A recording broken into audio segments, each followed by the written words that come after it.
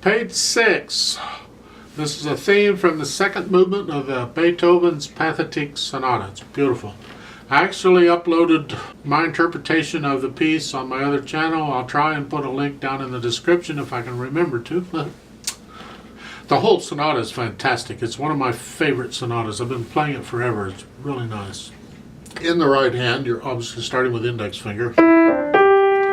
That puts your fourth finger on the G in the second measure there, but then look at the quarter notes. You got to have a 2 there. That prepares for what's coming. Now, it's a different phrase, so you want a little silence between them anyway. Okay, and then G sharp, fourth finger. And then third finger on the E there in the third line. And the second finger on the C sharp. I like that fingering because I don't like putting thumb on black notes if I don't have to. Some people would slide up and put a thumb on that C sharp. I prefer second finger. And then for the last line, F. Now the small notes, and in music, the editor and many times even the author, they'll put in alternate ways things can be done, or they'll put in things that can be left out. And many times either there'll be a note saying what's going on, or as in this case, the notes are printed small.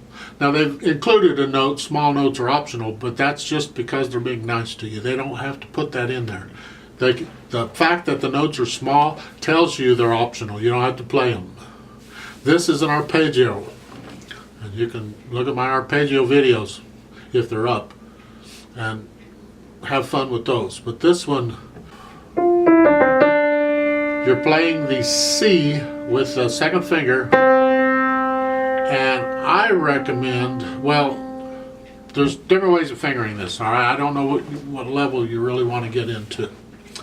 But your left hand is playing the chord down below and you're playing the C here. I would recommend the fingering, the G and the C, the first two little notes, do with the left hand with a 2-1 fingering, because it's there. And then with the right hand, play that E little note with the thumb, the G with the second finger, and the C with the fourth finger. And then up above you can play the E with the fifth finger and then substitute the 2 finger with it. It's kind of maybe a little more advanced. Maybe you just want to leave those notes out.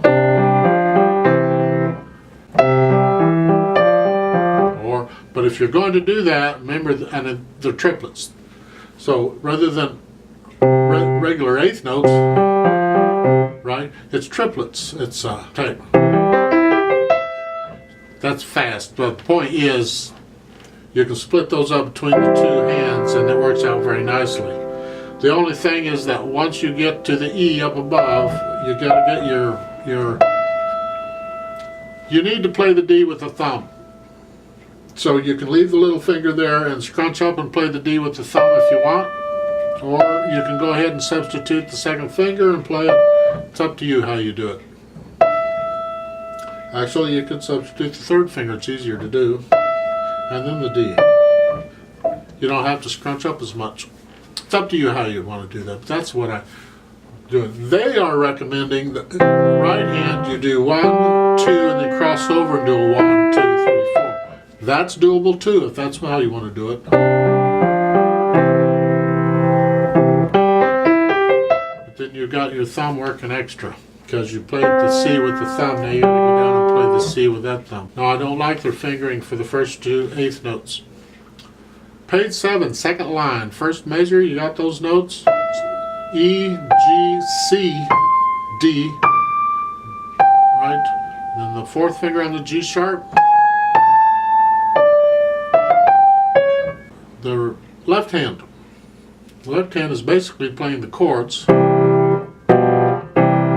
note at a time in various orders. And I would recommend just rocking, don't use fingers, just because it's light. The right hand is the hand that has to come out. That's the hand that's the melody. Second line, first measure, that is play the C with the fourth finger. Then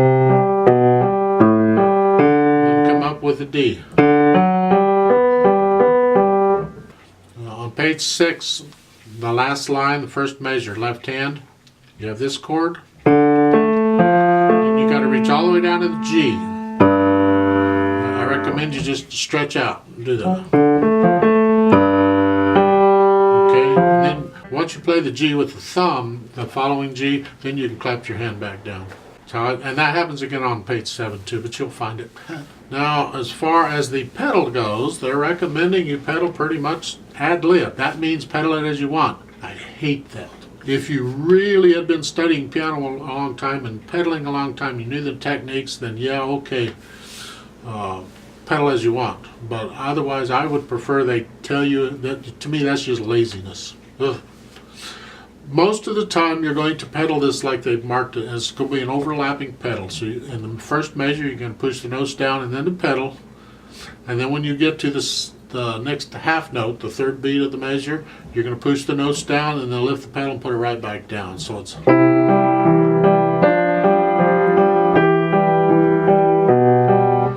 I recommend you change pedal pretty much every 2 beats. All right? Change, change, change, change, change, change, change, and lift the pedal up there. You only need the pedal down. This is the second line, second measure. Pedal down for the first 2 beats only, and then lift it up. Because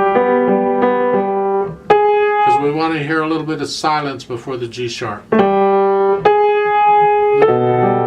Change, change, change, change, change, change, change, and then lift it up at the bottom, the last measure. Only pedal the first 2 counts and lift it up on the 3rd count.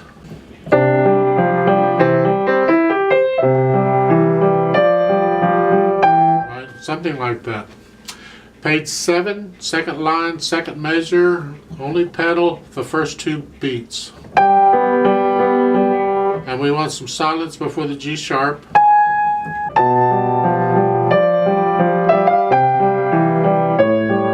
Something like that. And then at the end, the last pedal comes up and the hands come up at the same time. There is a retardando at the end. I will ignore that when I'm playing with a metronome. Let's try this together and see what happens. I'm not going to pedal it because I want you to hear the notes clearly. Okay, you can do the pedaling, and maybe afterward I'll play it with the pedaling as I think it could be done to give you an idea if you're really interested in how I do the pedaling here. So 4/4 time will give us 4 counts, and we'll play it together slowly. All right, so you hear the notes. Okay, hands where they go. Left hand, right hand. Okay. And if you're going to use pedal, put the foot on the pedal. Here we go. 1, 2, ready, go.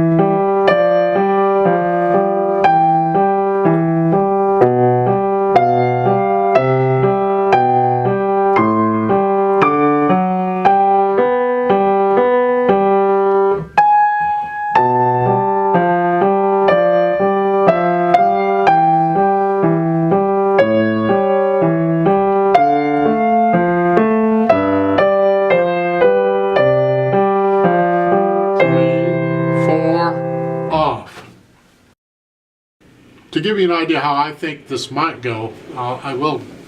There's lots of recordings of this, and as I said, I even did one. But that's the original recording. It's not this arrangement. So I'll do this arrangement. We'll see how that goes. Let's see what happens.